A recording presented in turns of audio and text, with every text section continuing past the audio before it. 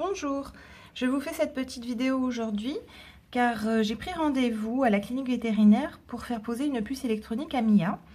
Elle n'est pas identifiée, elle n'a pas de tatouage, on nous l'avait donné, ses anciens maîtres sont déménagés de la résidence où on habite. Ils sont partis vivre ailleurs et ils n'ont pas tenu à la garder, ils m'ont proposé de me la donner. Elle a été stérilisée mais elle n'a pas eu de puce électronique, semble-t-il. En tout cas, la maîtresse m'avait dit que non. Ils vont vérifier. Alors, pourquoi identifier son chat? Je tenais à faire cette vidéo parce que moi-même, j'étais surprise quand on me l'a dit. C'est obligatoire, en fait. Depuis début 2012, il y a eu un décret que tout chat de plus de 7 mois qui est né après le 1er janvier 2012 est considéré, doit être identifié parce que sinon, il est considéré comme n'ayant pas de propriétaire aux yeux de la loi.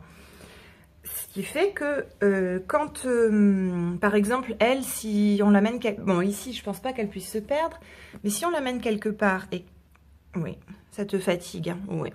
Si on l'amène quelque part et qu'elle se perd, eh bien, elle peut se retrouver... Ça t'intéresse pas? Mais regarde, j'ai même pris des notes et tout. Attends. Oh, retourne sur ton tapis. Un petit peu encore. Tu griffes? Voilà. Attends, ça va faire un petit peu de bruit. Ah, ça, c'est des griffoirs. Je vous mettrai le lien en dessous dans la barre d'infos que j'ai trouvé sur Amazon. Je crois que c'est 6 € et quelques. C'est vendu avec de l'herbe à chat en poudre qu'on met dedans. Et ça, elle adore ça. Enfin, voilà. J'en ai mis deux l'un à côté de l'autre. Parce qu'elle a vraiment bien usé. Regardez le premier. Ça, c'est ces jeux qu'elle met là. Ça fait vraiment un trou comme ça. Tu aimes bien? Alors, on fait vite. Oui, après on va chez le vétérinaire. Donc, je ne l'ai jamais emmenée en plus. Donc, ça va être quelque chose. Donc, oui, voilà. Donc, si jamais quelqu'un la trouve, qu'elle se perd, qu'elle est amenée dans une fourrière, la loi, c'est qu'ils la gardent pendant 8 jours en fourrière.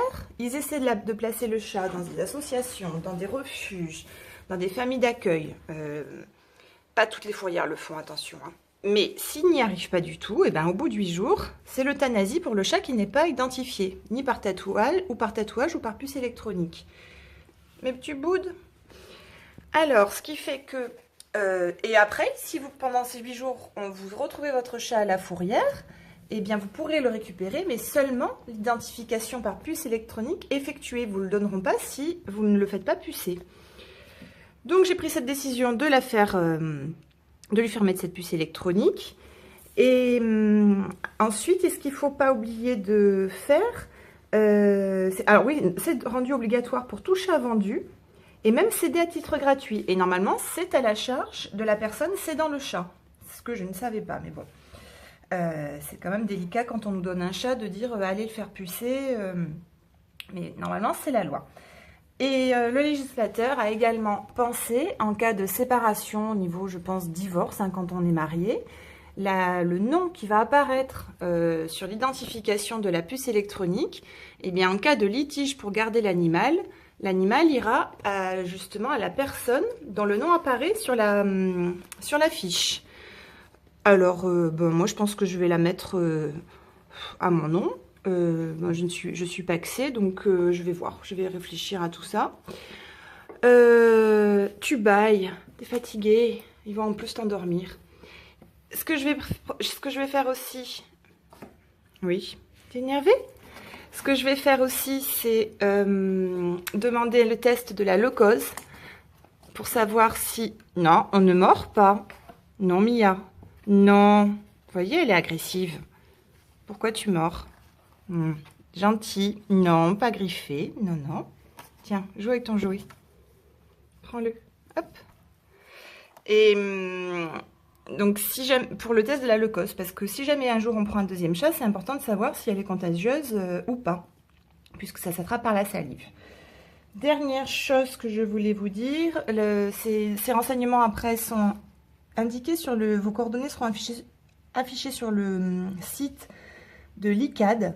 Et en cas de changement de téléphone, d'adresse, il ne faut pas oublier d'avertir l'ICAD. Parce que sinon, le chat, après, si on le retrouve et que vous avez changé de numéro de téléphone, eh ben, ils ne pourront jamais vous joindre. Pareil pour l'adresse mail. Et je pense que beaucoup de gens oublient. Alors, c'est parti. Je vais tenter de la mettre dans sa caisse. Le vétérinaire n'est pas très loin et je dois arriver avant 9 h. Il est 9 h moins le quart. Elle ne sait pas trop ce qu'il attend. C'est parti. Alors, je rajoute aussi ce qui est arrivé à ma sœur qui a plusieurs chats. Grâce à la puce électronique, il y a un code et elle a mis une chatière pour ses chats. Et il faut, pour programmer la chatière, pour que dès que le chat s'approche, la porte de la chatière s'ouvre, ben, il faut le code que la puce soit active. Il arrive dans certains cas qu'elle ne le soit pas. Soit elle est rejetée. Il peut y avoir un rejet de la puce après la petite opération.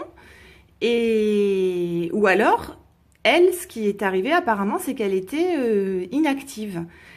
Elle a eu un remboursement, je crois, du laboratoire qui a mis en place cette puce. Ils lui ont remis une puce au chat parce que du coup, le pauvre, lui, ses autres chats pouvaient sortir. Et lui, ben, il restait bloqué à la porte. Voilà, donc toujours quand vous allez chez le vétérinaire, demandez à ce qu'il vérifie si la puce est bien active. Parce que ça peut arriver, le rejet, ça peut arriver, je crois, dans les 8 semaines après la mise sous la peau là, de cette puce électronique. Alors, je vais la mettre dans la boîte. Ça risque d'être périlleux. Voilà, la bête, elle veut pas. Alors, hop. Ouh là là, j'ai un peu forcé. Vite, vite, vite, vite. J'ai réussi. Excusez-moi, c'était flou, mais là, hop, ça y est, elle est enfermée. J'ai mis sa couverture, du papier journal, parce qu'elle n'a pas fait pipi. Donc, à mon avis, elle va faire chez le vétérinaire. Elle ne veut pas faire dans l'appartement. Elle fait que dehors, ses besoins. Donc, on verra bien. Je vais les prévenir. Oui, elle veut sortir. Bon, allez, c'est parti. Alors, nous voici dans la voiture. Elle n'est pas rassurée. Donc, je tente de la rassurer. Mais c'est vrai que ça les stresse beaucoup, les chats. Hein. Ils ne sont pas habitués. On ne l'a pas eu du tout petite. Elle n'est pas vaccinée, donc ça je reviendrai dessus. Je vais en parler avec la vétérinaire, je pense qu'elle sera pas trop ok. Mais moi j'ai eu beaucoup de chats et au final, bon c'est pas forcément, je sais pas, franchement je pense pas qu'elle attrape un jour la rage. Là le cause on va voir. Par contre après, ben je vous donnerai une astuce tout à l'heure, à la fin de la vidéo là, quand j'irai la récupérer.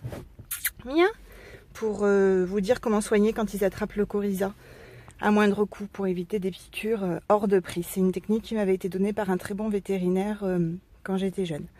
Allez, à tout à l'heure. Bon, elle est inquiète, hein, comme vous voyez, elle miaule. T'inquiète pas, n'aie pas peur. C'est pas loin. Ça va aller, t'inquiète pas. Ils vont te mettre une petite puce électronique, ils vont t'endormir un petit peu. Bon, là elle est très inquiète, j'essaie de la rassurer. T'inquiète pas ma chérie, ça va bien se passer. Hein, Mia? Oh, je pense qu'elle n'aime pas la voiture, comme beaucoup de chats qui ne sont pas habitués étant jeunes. Alors au niveau des tarifs, j'ai oublié de vous dire, ça change d'un vétérinaire à l'autre, j'ai l'impression. Celui-là c'est assez cher, c'est 85 € prix auquel il va falloir rajouter la petite sédation pour qu'elle s'endorme. Un chat qui n'est pas craintif, il n'y a pas besoin, c'est rapide apparemment. Et sinon, par exemple ma soeur en Bretagne c'était 55 €, il faut demander. Hein. Voilà, on est arrivé, donc dedans je pense pas que je vais filmer. Hein. Allez, à tout à l'heure.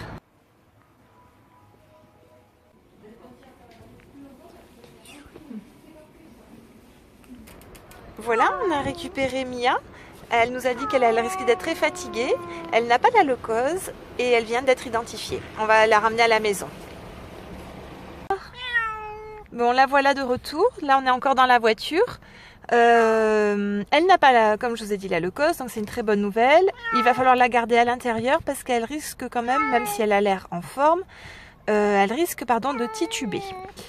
Voilà, on va la monter dans l'appartement.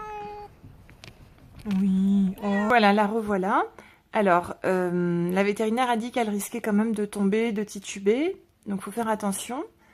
Là, elle s'avoyait, mais même si elle est sur le lit, elle s'accroche. Elle est quand même dans un état... L'anesthésie, ça leur réussit pas trop. Hein. Je voulais terminer cette vidéo en vous parlant de la vaccination. Alors, c'est vrai que là, elle n'a pas la leucose. Je pense que si je prends un jour un deuxième chat, j'essaierai de la faire vacciner quand même, de les faire vacciner tous les deux. Et par contre, au niveau de... Si jamais votre chat attrape... des fois, il y a un vaccin anti-coryza. Et voilà, la solution, c'est d'avoir un... c'est un antibiotique pour les humains qui s'appelle Clamoxyl, 250 mg. Ce sont des gélules jaunes et rouges. Vous ouvrez la gélule et si le chat a les yeux qui coulent, le nez qui coule, éternue, vous donnez la pointe d'un couteau, mais vraiment un tout petit peu dans la nourriture, parce que c'est quand même puissant, donc un tout petit peu suffit. Et ça remplace une piqûre à 75 voire 90 € chez les vétérinaires. Voilà, c'était un conseil que m'avait donné un ancien vétérinaire. Et ça a toujours fonctionné. L'hiver dernier, elle en a... Ah non, c'était quand? Oui, c'était l'hiver dernier. Je l'avais vue, elle n'était pas encore à nous. Je l'avais vue les yeux complètement collés. Et je lui avais donné ça. Et en 3 jours, elle était guérie. Voilà. La vidéo se termine. J'espère que ça vous aura appris des choses. Elle va s'en rendormir, je pense. Bonne journée. Au revoir. Oh là là, Mia. Pas contente, hein?